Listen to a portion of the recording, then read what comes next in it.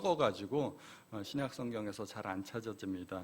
요즘은 성경에 머리 글자가 다 성경에 표현되어 있어서 찾기가 쉽지만 예전에는 그런 게 없어가지고 성경 순서를 다 외우고 그랬어야 됐습니다.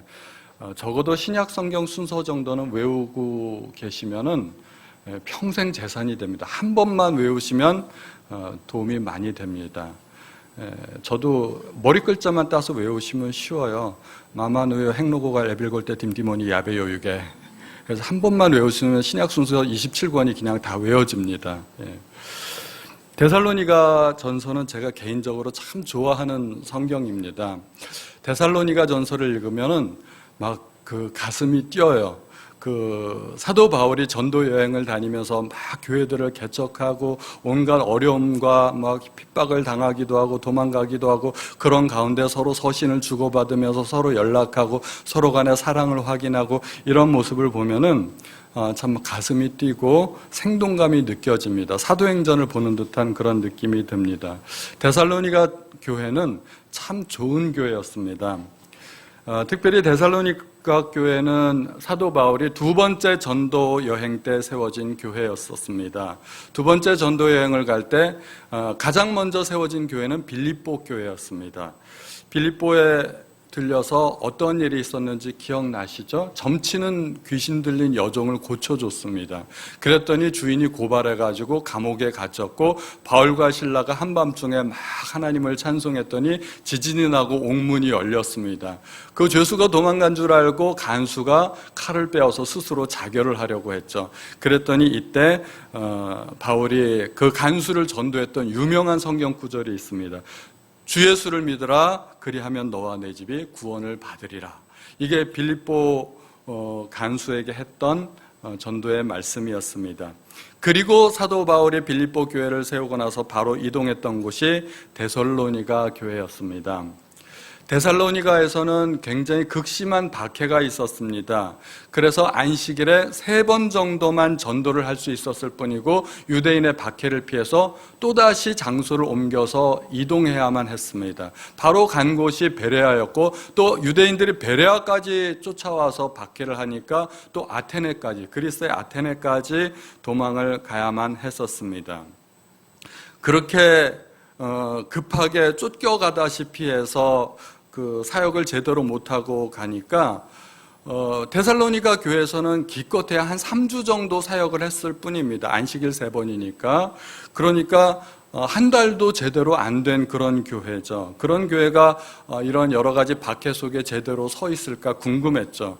그래서 아테네에서 바울이 디모데를 다시 파송을 합니다. 디모데를 거꾸로 파송을 해서 데살로니가에 다녀서 어떻게 되었는가 그 소식을 좀 알아와라 그렇게 이야기를 하고 바울은 계속해서 전도 여행을 가게 됩니다. 그래서 고린도에 이르러서 고린도 교회를 세우고 다시 디모데와 합류를 하게 됩니다. 그래서 디모데와 합류한 이후에 데살로니가 교회가 믿음 위에 든든하게 서 있다는 소식을 듣고 안심을 하게 되는 거죠. 그리고서 그 소식을 듣고 나서 데살로니가 성도들에게 편지를 쓰게 되는 것입니다. 너희가 믿음 위에 굳게 서 있다는 소식을 들으니 참 우리가 위로가 되고 소망이 넘친다 하는 내용으로 편지를 쓰는 그것이 데살로니가 전서입니다.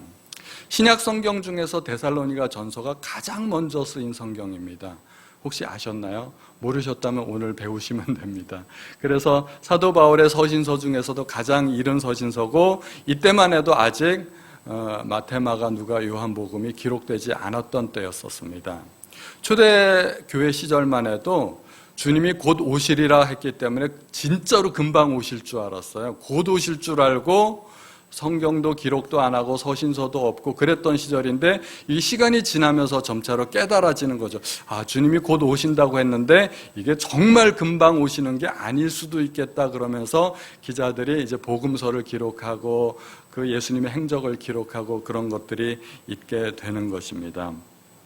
3장 1절에 보면은 이러므로 우리가 참다 못하여 우리만 아덴에 머물기를 좋게 생각하고 여기 아덴이라는 지명이 나오는데 그리스 아테네를 일컫는 말입니다. 성경에 나오는 지명들이 좀 알아듣기가 힘들어요.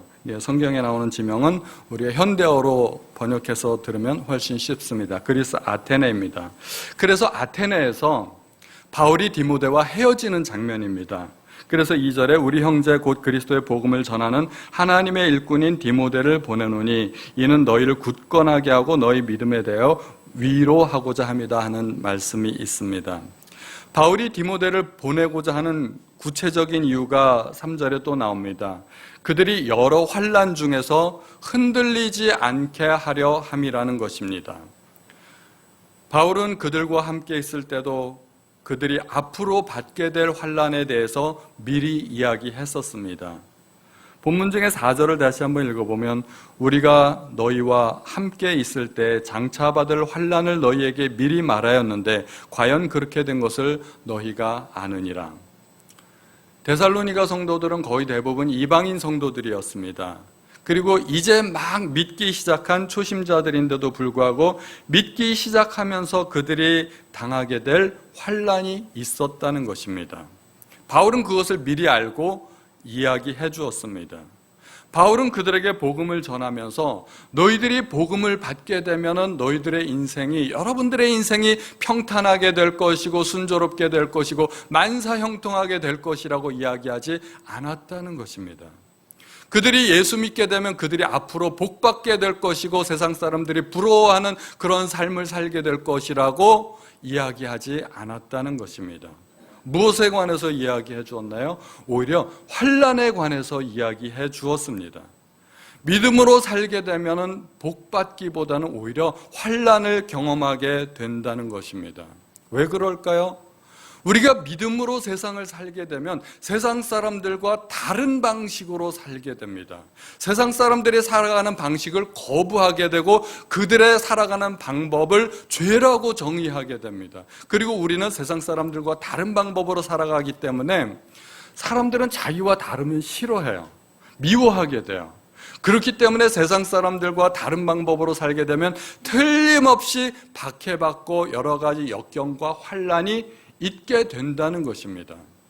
그래서 바울은 데살로니가 성도들에게 그들이 앞으로 받게 될 환난에 대해서 미리 이야기했다는 것입니다. 우리가 이 세상에서 복받기 위해 예수를 믿는다면 그거는 정말 잘못 믿는 겁니다. 그리고 교회 아닌 다른 곳으로 가보셔야 됩니다. 하나님께서 물론 우리에게 복을 주시겠다고 약속하셨습니다. 그러나 하나님께서 우리에게 약속하신 복은 이 땅에서 우리가 받을 복이 아니라 하늘의 신령한 복입니다. 에베소서 1장 3절을 같이 한번 찾아볼까요? 에베소서 1장 3절. 신약 성경 순서를 외우시면 에빌골대, 그러니까 데살로니가전서 앞에 있습니다. 에베소서 1장 3절을 다 같이 한번 읽어보시겠습니다. 시작.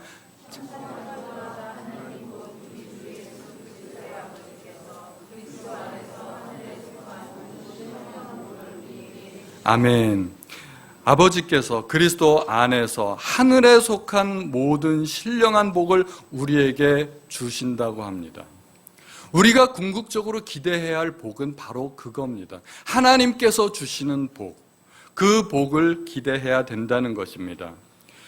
데살로니가 성도들은 이제 막 믿기 시작한 믿음의 초심자들이었지만 그럼에도 불구하고 신앙의 수준이 결코 낮은 수준이 아니었습니다. 그들은 이제 막 생긴 교회였고 이제 막 믿기 시작한 사람들이었습니다. 그들은 신앙의 기초가 약한 사람들이고 쉽게 시험에 들 수도 있고 쉽게 실족하고 쉽게 넘어질 수 있는 사람들이었습니다. 그러나 바울이라는 대사도는 이러한 연약한 사람들을 마음에 품고 있었고 그들을 잊지 않았습니다. 누구나 처음부터 믿음이 좋은 것은 아닙니다. 처음부터 예수 믿기 시작하면서부터 헌신하고 충성하고 그런 일들이 일어나는 것이 아닙니다. 누구나 어린아이 믿음에서 시작합니다. 나이가 많다 하더라도 또는 세상에서 지도층 인사라 하더라도 교회에서는 신앙적으로 어린아이일 수가 있습니다. 단지 신앙생활을 이제 막 시작했다는 의미에서 그들은 어린아이라고 말할 수 있습니다. 그러나 성숙해야 됩니다. 시간이 지나면서 점점 더 성장해 나가야 되는 것입니다. 그런데 그 성숙과 성장은 저절로 이루어지는 것은 아닙니다. 초심자들은 끊임없는 관심과 격려 속에서 성장하게 됩니다. 그래서 교회와 교역자들은 반드시 이러한 사람들을 관심 1순위에 두어야 되는 것입니다. 보통의 관심이 아니라 교회의 거의 모든 에너지를 사람에게 쏟아 부어야 되는 것입니다. 교회의 궁극적인 사명은 바로 사람입니다. 프로그램이나 건물이나 여러 가지 행사가 아니라 교회의 궁극적인 사명은 사람이어야 된다는 것입니다. 바울과 같은 대사도가 데살로니가의 초심자들 때문에 가슴을 졸이고 혹시 그들이 거짓 교사들 때문에 배도하지 않았는지, 동족들의 핍박 때문에 신앙을 포기하지 않았는지, 유대인들 때문에 자기가 오해받지는 않았는지 여러 가지 걱정과 근심이 가슴을 짓누르고 있었던 것입니다. 그래서 바울이 디모데를 보내는 것입니다. 바울이 디모데를 보내는 이유는 단지 안부 인사를 전하기 위한 것이 아니었습니다. 그들의 믿음을 알고 그들의 믿음을 격려하기 위해서 보내었던 것입니다. 교회와 교역자들은 이렇게 성도들의 믿음을 끊임없이 확인해 보아야 됩니다. 우리 사람은 연약하기 때문에 언제라도 믿음이 흔들릴 수 있게 되기 때문입니다. 성도들의 믿음을 붙들어주지 못한다면 교회의 성장은 아무런 희망이 없습니다. 믿음의 중요성을 바울은 너무나 잘 알고 있었기 때문에 바울이 안절부절하지 못하고 그토록 애를 태우는 것입니다. 그래서 5절 말씀에 보면 이러므로 나도 참다 못하여 너희 믿음을 알기 위하여 그를 보내었노니 이는 혹 시험하는 자가 너희를 시험하여 우리 수고를 헛되게 할까 함이니, 바울의 모든 수고가 헛될까 봐 걱정을 많이 했다는 말입니다. 그래서 우리도 교회에서 여러 가지 프로그램들을 도입하고 뭔가 자꾸 시도를 합니다. 우리가 이번에 7월이 되면서 후반기에는 교회에 많은 개혁을 하고 개편을 하고 또 새로운 시도를 해봤으면 좋겠다 하고 여러 가지 시도를 하는 이유가 성도님들의 믿음을 돕기 위해서입니다. 이렇게도 해보고 저렇게도 해보고 어떻게 하면 우리 성도들이 더 믿음이 성장할 수 있을까? 교육자들은 늘 그 생각을 하게 됩니다. 바울은 성도들의 믿음을 확인하기 위해서 2차 전도 여행 도중에 데살로니가에서 베레아에서 아테네까지 갔다가 전도 여행을 끝까지 마치지도 못한 상태에서 디모데를 되돌려 보냅니다. 만약에 데살로니가에서 유대인들의 박해만 아니었더라면 바울은 훨씬 더 많은 시간을 갖고 더 충분히 가르쳤을 것이라고 생각이 됩니다. 단지 3번의 안식일은 한 교회를 세우기에는 턱없이 부족한 시간이었습니다. 많은 불안 속에서 디모데를 데살로니가로 돌려보냈고 그들은 결국 고린도에서 재회를 했습니다. 바울이 고린도에서 디모데를 다시 만났을 때 바울의 모든 걱정은 기우였던 것으로 드러났습니다. 그들은 뜻밖에도 믿음의 기초 위에 든든히 서 있다는 낭보를 듣게 됩니다. 디모데가 전한 소식은 믿음과 사랑의 기쁜 소식이었던 것입니다. 이 오늘 설교 말씀의 제목입니다. 믿음과 사랑의 소식. 이것이 데살로니가 성도들이 바울에게 들려주었던 소식입니다. 6절 말씀을 보면 지금은 디모데가 너희에게로부터 와서 너희 믿음과 사랑의 기쁜 소식을 우리에게 전하고 또 너희가 항상 우리를 잘 생각하여 우리가 너희를 간절히 보고자 함과 같이 너희도 우리를 간절히 보고자 한다 하니, 이 소식을 들으니까 바울이 위로가 됐던 겁니다. 그들은 여전히 믿음 위에 서 있었고 바울 일행이 그들을 보기 원한 것과 마찬가지로 그들도 바울을 또 간절히 보기 원했다는 그러한 소식을 듣게 되는 것입니다. 얼마나 위로가 되었을까요? 데살로니가 교회의 소식을 전해 들은 바울은 기쁨의 환호성을 지르게 됩니다. 마치 지난밤에 월드컵 우리나라가 우승했다는 소식을 아침에 들었다면 우리가 얼마나 기쁠까요? 그런 것처럼 바울이 기쁨의 환호성을 지르게 되는 것입니다. 목회자가 바라고 희망하는 것은 오직 하나입니다. 그것은 성도들이 믿음 위에 굳건히 서는 것입니다. 그것은 무엇과도 바꿀 수 없는 보람이고 목회자들의 기쁨이고 영광이 되는 것입니다. 목회자들이 그것 외에 무엇이 기쁨일 수 있고 무엇이 보람일 수 있을까요? 여러분들 목회자들이, 목사님들이 뭐 가지고 기뻐할 것 같아요? 혹시 사례비 많이 받으면 기뻐할까요? 그것도 저는 기쁨이 될 거라고 생각을 해요. 막 교회 건축하고 새 건물 꾸미고 이런 것도 기쁨이 되지 않을까요? 교회 여러 가지 행사를 성공적으로 잘 끝내고 또 성도들에게 칭찬받고 인정받고 사람에게 영광받고 이런 것들도 목회자들에게 기쁨이 될 수 있을 겁니다. 그러나 그러한 기쁨은 그렇게 수준이 높지 않은 기쁨입니다. 목회자로서 참 기쁨은 영혼이, 죽었던 영혼이 살아나는 것입니다. 영혼들이 날마다 구원받고 하나님 안에서 성숙하고 믿음 위에 굳게 서는 것은 그 무엇과도 바꿀 수 없는 보람이고 기쁨이 되는 것입니다. 목회자는 바로 그것 때문에 부르심을 받았고 그것이 사명인 사람들입니다. 그래서 목회자는 모든 관심을 성도들의 영혼에 쏟아야 됩니다. 그리고 그 일을 위해서 인생을 바치는 사람들인 것입니다. 그것은 마치 해산의 고통이 아무리 커도 새 생명을 얻은 기쁨이 더 크기 때문에 생명을 얻은 뒤에 그 모든 고통을 잊어버리는 산모와 같은 것입니다. 그래서 8절에 바울은 이렇게 이야기를 합니다. 이러므로 너희가 주 안에 굳게 선즉 우리가 이제는 살리라. 저는 이 표현이 대단히 감동이 됩니다. 조금 과장된 것 같지만 저에게는 굉장히 실감이 납니다. 이것은 데살로니가 성도들을 위해 바울이 얼마나 노심초사하면서 애를 태웠는지를 알 수 있게 되는 구절입니다. 바울은 순회 전도자였기 때문에 한 지역에 평생을 바치는 그러한 목회자들하고는 조금 다릅니다. 데살로니가에서 기껏해야 3번 안식일의 말씀을 증언했을 뿐이었습니다. 그럼에도 불구하고 그 짧은 기간 동안에 교회가 탄생했습니다. 그 교회는 기초가 매우 연약한 교회였습니다. 유대인의 회당에서 복음을 증언하였는데 헬라인의 큰 무리는 믿었고 유대인들은 대부분 거부했습니다. 바울은 유대인들의 핍박을 피해서 도망하다시피 하여서 데살로니가를 떠났고 베레와 아테네에 이르러서 계속해서 복음을 전했습니다. 그렇게 도망치듯 떠난 교회, 데살로니가 교회가 어떻게 되었는지 알 수가 없는 겁니다. 그래서 바울은 걱정이 되어서 디모데를 보내었고 교회 사정을 알고 싶었던 것입니다. 바울은 전도 여행 중 여러 가지 위험과 고난을 겪었습니다. 가장 큰 고통이 무엇이었을까요? 바울의 마음속을 가장 짓누르는 가장 큰 고통은 교회를 위한 고통이었다고 그렇게 이야기합니다. 고린도 후서 11장 27절에서 29절 이것도 한번 같이 찾아보면 좋겠습니다. 고린도 후서 11장에서 27절에서 29절까지 3절의 말씀입니다. 고린도 후서 11장 27절에서 29절까지 다 같이 시작. 또 수고하며 애쓰고 여러 번 자지 못하고 줄이며 목마르고 여러 번 굶고 춥고 헐벗었노라.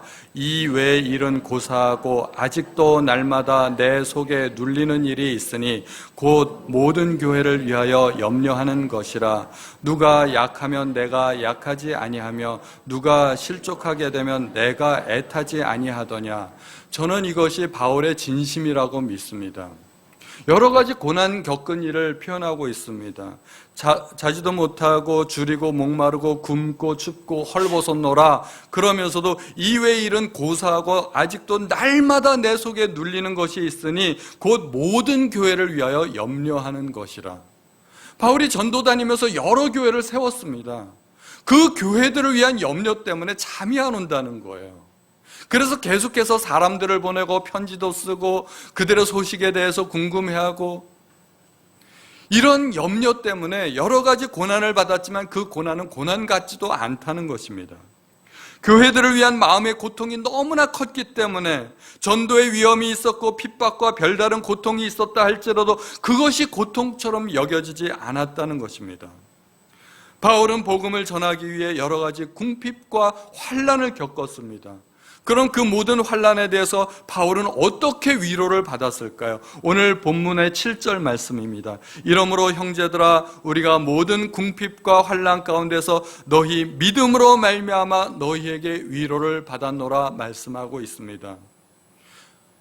그들의 믿음, 성도들의 믿음이 바울에게 오로지 유일한 위로가 되었다는 것입니다. 극심한 궁핍이 있었고 극심한 환난이 있었다 할지라도 성도들의 믿음이 위로가 되었다는 것입니다. 성도들의 믿음 위에 서 있기만 하다면 그 모든 고통을 감내할 수 있다는 것입니다. 이것이 얼마나 감동이 됩니까? 얼마나 아름다운 고백입니까? 너희가 주 안에 굳게 섰기 때문에 이제는 우리가 살았다고 말할 수 있다는 것입니다. 거꾸로 표현하면 어떻게 될까요? 만약에 여러분들이 믿음 위에 서 있지 못하면 우리는 죽을 것만 같습니다. 그 얘기 아닐까요? 너희가 믿음 위에 굳게 섰기 때문에 이제는 우리가 살리라. 저는 참 감동이 되었습니다. 성도들을 너무나 사랑하기 때문에, 성도들의 믿음이 너무나 중요했기 때문에 그것을 위해서라면 자기의 목숨이라도 내어놓을 것과 같이 그렇게 사랑했던 것이 바울의 사랑이었다는 것입니다. 저는 모든 목회자들이 바울의 이 마음을 가져야 된다고 믿습니다. 이 마음만 있다면 그 목회는 성공한 목회가 아닐까 생각이 됩니다. 부모와 같은 심정으로, 자식을 돌보는 마음으로 성도들을 그렇게 돌볼 수 있다면 하나님께서 어찌 함께 하지 않으시겠습니까? 또한 반대로 성도님들도 그러한 목회자의 마음을 알아야 된다고 믿습니다. 바울도 숨기지 않고 자기의 심정을 토로하였습니다. 8절 말씀에 너희가 주 안에 굳게 선즉 우리가 이제는 살리라. 그것이 바울의 간증이고 고백이었던 것입니다. 데살로니가 성도들의 믿음을 전해 들은 바울은 마음속에 감격해서 하나님 앞에 감사하기 시작합니다. 9절 말씀이 그것입니다. 우리가 우리 하나님 앞에서 너희로 말미암아 모든 기쁨으로 기뻐하니 너희를 위하여 능히 어떠한 감사로 하나님 앞에 보답할까. 너무나 감사가 넘쳐서 말로 표현이 안 된다는 겁니다. 너희를 위하여 능히 어떠한 감사로 하나님 앞에 감사할까? 어떠한 감사로 하나님 앞에 보답할까? 말로는 표현이 안 된다는 것입니다. 얼마나 감사가 넘쳤으면 그랬을까요? 그들이 믿음 위에 서 있다는 사실이 그토록 감동이 되고 감사와 기쁨이 넘쳤다는 것입니다. 그들이 믿음 위에 서 있다는 얘기를 듣고 잘했네, 대단하네, 훌륭하네, 이런 정도 말 가지고는 표현이 안 된다는 것입니다. 이루 말할 수 없는 감격이 있고 감동이 되고 가슴이 벅차오른다는 것입니다. 데살로니가 성도들이 믿음 위에 서 있다는 말을 듣고 안도의 한숨을 내쉰 바울은 그들을 또 몹시도 보고 싶어 한다는 말을 덧붙이게 됩니다. 10절이 그 말씀입니다. 주야로 심히 간구함은 너희 얼굴을 보고 너희 믿음이 부족한 것을 보충하게 하려 함이라. 바울은 그들을 다시 만날 수 있기를 밤낮으로 간구했다고 합니다. 그 이유가 한 가지 있는데 그들의 믿음이 부족한 것을 보충해 주기 위해서였습니다. 그들이 실족하지 않고 아직도 믿음 위에 굳건하게 서 있기는 했지만, 그래서 그것이 바울에게 큰 기쁨이 되었지만 그럼에도 불구하고 그들의 믿음은 아직도 견고한 믿음은 아니라는 것입니다. 그래서 그들의 믿음을 더 보충해 주고 싶었다는 것입니다. 하나라도 더 주고 싶은 것이 부모의 마음입니다. 저는 이 부모의 마음을 생각하면 항상 이면심 선교사님이 생각이 납니다. 케냐 투르카나의 선교사로 떠나셨던 이면심 선교사님, 자기의 일생을 그곳에서 다 바쳤습니다. 선교대회가 있어서 한국에 올 때마다 교회에서 담임 목사님으로부터 여러 가지 훌륭한 대접을 잘 받으셨습니다. 뷔페에 초청받아서 맛있는 요리도 드셨습니다. 그러나 한국에 올 때마다 선교사님 마음 한구석에는 항상 케냐의 투르카나에 두고 온 아이들이 있었던 것입니다. 그들에게 한국의 높은 빌딩들과 수많은 자동차들, 뷔페의 맛있는 음식들도 보여주고 먹여주고 싶었던 것입니다. 그래서 이면신 선교사님은 투르카나에서 한국에 올 때마다 투르카나의 대학생들, 마을 주민들, 목사님들을 데리고 왔습니다. 봐라, 한국의 이 발전된 모습을 봐라. 너희들이 이렇게 할 수 있다. 이 사실을 알려주고 싶었던 것입니다. 그들에게 63빌딩을 보여주고 63빌딩의 뷔페를 보여주고 먹여주고 지하철을 태워주고 그리고 또 올 때마다 시계와 옷과 카메라와 여러 가지 선물들을 그들에게 해주었습니다. 그리고 케냐에서 가장 오지의 마을 투르카나의 마을도 선교사님이 세우셨던 그 나무 아래 출신 고아들에 의해서 언젠가는 대한민국과 같이 그들도 그렇게 되는 것이 선교사님의 꿈이었던 것입니다. 이것이 선교사의 마음이고 바울의 마음이 아닐까 생각이 됩니다. 성도님들이 이 세상에서 성공하는 것도 목회자의 기쁨과 감사가 될 수 있습니다. 성도님들이 건강하고 사업이 잘 되고 자녀들이 좋은 대학 가고 꿈을 성취하게 되는 것을 보게 된다면 그것은 목회자로서 큰 기쁨이 될 것입니다. 성도님들이 망하고 어디 아프고 그러면은 기도 더 많이 해야 되잖아요. 목회자들도 힘들어요. 그러니까 성도님들이 잘 되셔야 됩니다. 그러나 성도님들이 세상에서 아무리 형통하고 잘 되어도 믿음이 성장하지 않는다면 그것은 도리어 목회자들에게는 아픔이 되고 고통이 될 수 있다는 것입니다. 그러므로 하나님을 기쁘게 하고 목회자의 자랑이 되려면 세상에서 형통하고 성공하고 잘 되는 것보다 믿음이 좋은 성도가 되어야 된다는 것입니다. 우리 성도님들은 그렇게 날마다 믿음이 성장하는 성도님들이 되시기를 바랍니다. 제가 이번에 특별 새벽 기도회 때 큰 은혜를 받은 것은 우리 성도님들이 특세 때마다 참석하는 인원들이 점점 늘어나는 거예요. 처음 할 때보다 두 번째 할 때보다 점점 특세 때 참여하는 성도님들이 많아졌습니다. 물론 우리 교회 성도님들이 많아진 이유도 있지만 저는 이번 수요일 날 감동 먹었습니다. 애들 말대로. 우리 남전도에서 다 같이 이번에 특세 한번 참여하자 하고서 작정하고 참여를 하셨더라고요. 보니까 우리 남전도에 대부분 참석하셨어요. 저는 마음에 대단히 큰 감동이 됐습니다. 우리 남전도회가 믿음이 많이 성장했다. 우리 성도님들이 믿음이 많이 성장했다는 것을 보고서 제가 하나님 앞에 참 감사했었습니다. 성도님들도 특세 때 말씀을 통해서 은혜를 받으셨겠지만 저는 정말 큰 은혜를 받았습니다. 우리 성도님들이 날마다 이렇게 믿음 위에 성장하신다면 우리 교회는 하나님께서 기뻐하시는 그러한 교회가 될 줄로 믿습니다. 우리 찬송가 다 같이 545장 이 눈에 아무 증거 아니 배워도 함께 찬양하시겠습니다.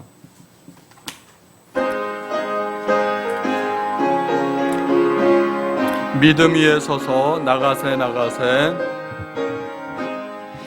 이 눈에 아무 증거 아니 배워도 믿음만을 가지고서 늘 걸으며 이 귀에 아무 소리 아니 들려도 하나님의 약속 위에 서리라. 걸어가세 믿음 위에 서서 나가세 의심 버리고 걸어가세 믿음 위에 서서 눈과 귀에 아무 증거 없어도 이 눈이 보기에는 어떠하든지 이미 얻은 증거대로 늘 믿으며 이 맘에 의심 없이 살아갈 때에 우리 소원 주 안에서 이루리. 걸어가세 믿음 위에 서서 나가세 의심 버리고 걸어가세 믿음 위에 서서 눈과 귀에 아무 증거 없어도 주님의 거룩함을 두고 맹세한 주 하나님 아버지는 참 미쁘다. 그 귀한 모든 약속 믿는 자에게 능치 못할 무슨 일이 있을까. 걸어가세 믿음 위에 서서 나가세 의심 버리고 걸어가세 믿음 위에 서서 눈과 귀에 아무 증거 없어도. 아멘. 이제 성찬 예식을 거행하겠습니다.